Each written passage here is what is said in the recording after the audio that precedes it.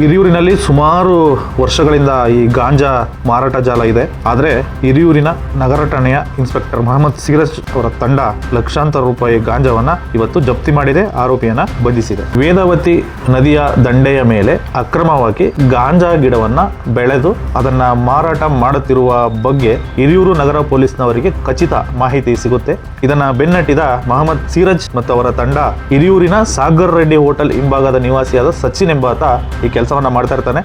ಆತನನ್ನ red hand ಆಗಿ ಹಿಡಿಯುವುದರಲ್ಲಿ ಯಶಸ್ವಿಯಾಗಿದ್ದಾರೆ. 2 kg 470 ಗ್ರಾಂ ಹಸಿ ಗಾಂಜಾ ಸೊಪ್ಪು, ಇದು ಸುಮಾರು 1,20,000 ರೂಪಾಯಿ.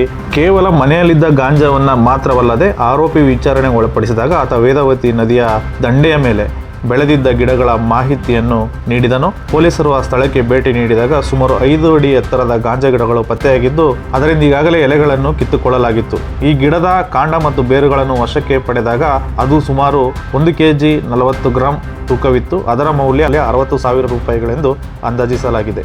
ಒಟ್ಟಾರೆ ಪೊಲೀಸ್ನವರ ಈ ಕಾರ್ಯಕ್ಕೆ ಜನ ಮೆಚ್ಚಿದ್ದಾರೆ.